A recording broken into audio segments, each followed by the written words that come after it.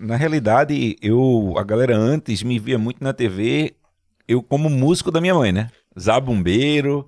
Às vezes até o sanfoneiro faltava, eu ia com a sanfona, só fingindo lá e fazia aquele Agamenon, feito a gente diz. E só que assim, eu sempre fui louco por bicho, sempre gostei muito de ter animais. Só que meus pais, pelo fato de trabalhar com música, pelo fato deles tocarem, passar muito tempo viajando, achava que não era viável eu ter um animal de estimação, já que eu morava mais com meus avós do que com meus pais, e aí ia dar um trabalho a mais para meus avós e tudo mais. Então, eu não conseguia ter nenhum bicho. Eu era louco para ter bicho e minha mãe não deixava, ficava inventando coisa. Eu queria um cachorro.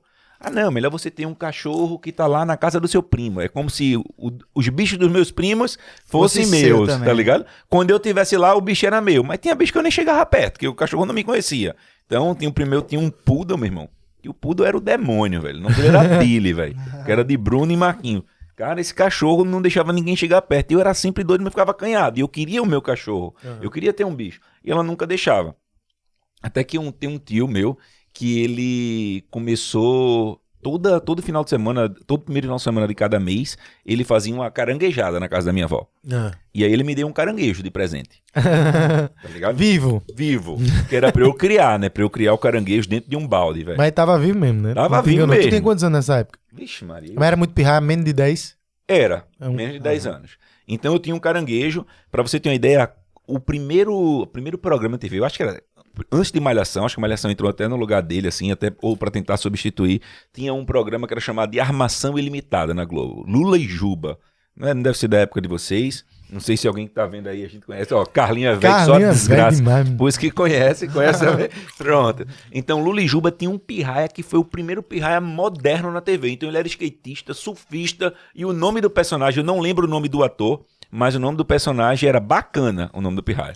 E aí eu era louco, velho, pra ser aquele pirraia, que foi o primeiro pirraia a surgir, assim. Naquela época não tinha redes sociais, né? Era só o que a Globo dizia, tá certo e acabou-se. Então eu peguei e coloquei o nome do meu caranguejo de Bacana. E aí foi meu primeiro bicho de estimação. Que massa, velho. Só que tem outro cara também que o primeiro bicho dele foi um caranguejo, Chico Sainz. Pronto, pois é, era na mesma época. Era na mesma época. Mesma época. E o meu caranguejo, ele morria, velho, óbvio.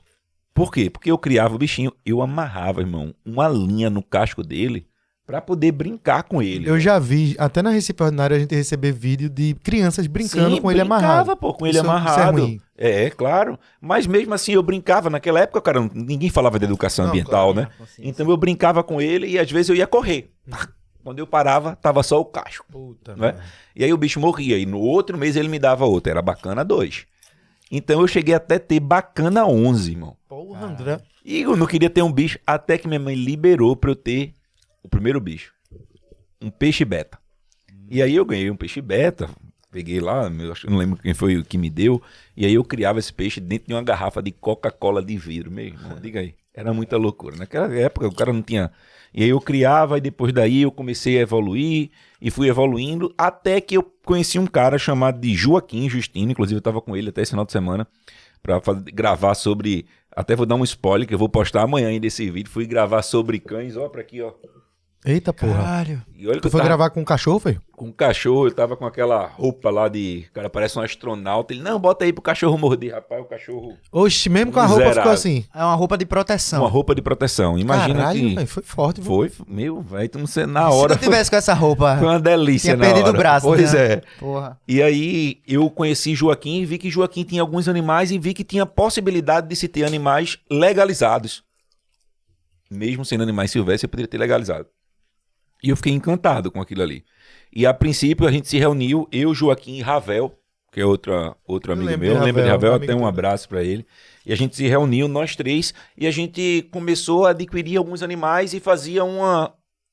Os três poderiam usar os animais, um dos outros, né? Mas isso vocês jovens ainda, 15 isso, anos? Nada, isso aí novinho já... ainda. Tu conhece ele tanto tempo assim, é? Não, isso aí há uns 15 anos atrás. Ah, uns 15 anos atrás. É.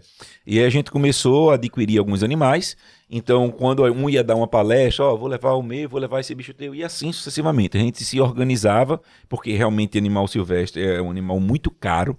Isso é um dos fatores que daqui a pouco a gente pode falar mais sobre isso, que eu acredito que devido a isso também contribui para estimular o tráfico do animal silvestre, né? E a gente começou a ter alguns animais, E a partir daí eu comecei a cada vez mais adquirindo alguns. Ravel parou de trabalhar, Joaquim até hoje trabalhava, mas eu terminou uma época que Joaquim ficou focado só nos cães, e eu terminei pegando todos os animais para mim. Comprei a parte deles, digamos assim, do bicho, né? E aí, hoje em dia, eu tenho lá alguns bichos e...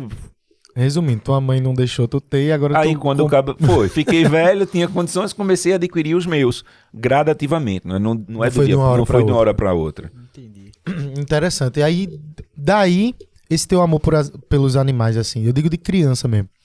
Foi daí que te trouxe a ideia de fazer de ir para a área de biologia, de educação ambiental. Eu digo na parte acadêmica, porque tu é professor também. Sim, sou professor. Na parte acadêmica, na realidade, o que aconteceu foi o seguinte.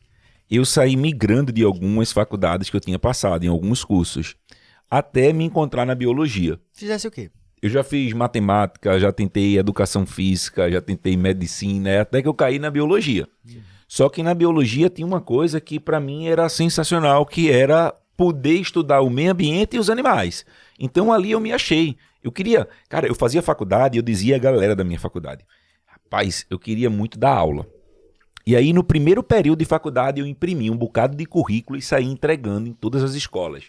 Cara, eu entreguei assim, desde o colégio Cirandinha, que era lá perto de casa, em Olinda, até o colégio Contato, que era a maior potência. A maior referência. A maior referência. Tinha colégio que o coordenador pegava meu currículo e dizia, qual é seu período? Eu digo, primeiro. Ele, tá certo, depois a gente liga. E jogava no lixo na minha frente, assim. Só que na época eu tava nem aí, eu digo, vou-me embora, vou atrás de outro. E eu fui, eu digo, vai dar certo. Até que eu cheguei em uma escola, que é uma escola que eu agradeço muito, fica ali em Sítio Novo, em Salgadinho ali, o nome é Colégio Novo Horizonte, e aí quando eu cheguei lá, até tia Graça, Dilminha Andesa, um beijo pra vocês, tia Zina, Socorro, toda a galera que fazia parte dessa escola, me receberam e eu fui pra uma entrevista. E conversando, e eu vou ganhar aqui no papo, né? Eu conversando com a dona, que tia Graça, e eu conversando com ela, aí eu disse que, ela chegou a pergunta que eu não queria, qual é seu período? Eita. Porque na faculdade eu peguei um papelzinho dizendo, precisa de professor de biologia do 7º e 8º período. Aí eu perguntei ao professor que estava colando, quantos papelzinhos desses tu colocou na faculdade? Aí ele fez, só coloquei esse. Aí eu digo, massa, quando ele deu as costas eu peguei o papel e botei no bolso, né? Concorrência zero. Vou sozinho pra parada. Só que eu achava que, inocência também, né? Pensei que o colégio só ia divulgar ali naquela faculdade. Sim. Aí quando eu cheguei lá já tinha umas 8 pessoas, cara. Aí eu comecei a falar, fui pra entrevista. Quando foi na hora que eu dizia que o meu período que era primeiro, ela fez, infelizmente não dá. Aí eu pedi a ela um favor, que ela me deixasse participar só da seleção para que eu pudesse tirar aquele nervosismo que eu tava. Então eu queria participar daquela seleção, porque de uma próxima oportunidade, sendo na escola dela ou em outra, pelo menos ela ia me ajudar muito, eu já não ter aquele nervosismo. Ela fez, tá certo, venha. Porra. Não é? Legal. Aí ela foi e me deixou fazer a seleção. Aí eu fiz, eu e mais 8 pessoas. Fiz a seleção, 2 dias depois ela ligou para mim, fez, André, vem cá. Aí eu fui lá de novo.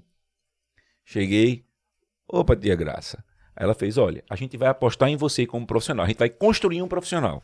Que massa, velho. E ela me deu o emprego quando eu era primeiro período. Porra. Aí eu dava aula na 5ª, na 6ª, na 7ª e na 8ª série. Mas tu já tinha animais? Não tinha animais. Então foi por mas tu eu mesmo. Foi.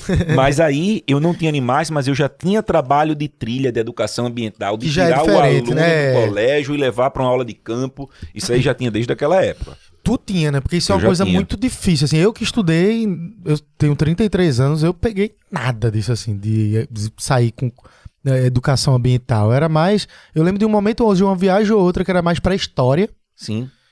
E olhe lá, viu? Olhe lá mesmo, eu pontuo, mas isso deveria ter até uma frequência maior, né? Pra essa tua forma de trabalhar. Na realidade, outro professor na faculdade, o nome dele é Medeiros, professor Medeiros, Sófocles Medeiros. Ele que me colocou como monitor dele. Ele era professor de química, então ele fazia uma trilha ecológica, ele falava da parte química, eu ia na parte da biologia, e eu consegui enxergar ali uma oportunidade de mercado, de trabalho, e eu também consegui enxergar ali um grande potencial para que você pudesse passar a informação para o aluno e ela ser fixada. Porque, cara, eu vou dizer um negócio a você, uma aula de campo, eu digo a você, ela vale por 6 meses de aula dentro do colégio. É Porque diferente, o que o aluno ele consegue absorver de aula de campo não se compara, por mais que você se dedique, que faça uma aula diferente, que plante bananeira, que bote o Batman lá dentro, que leve bicho lá pra dentro, não adianta, velho. Quando você tira e vai pra campo, parece que a mágica fica 10 acontece. vezes mais atento, né? Isso. E você não tem só a percepção de ouvir, porque o professor você tá lá ouvindo e vendo texto, professor. Sim. Você vai estar lá, você vai ouvir, vai ver muito mais coisas, vai gravar mais, vai sentir, vai se ambientar, vai ter experiências que não tá no roteiro. Você quebra a rotina, É, né? Você tá ligado? quebra a rotina.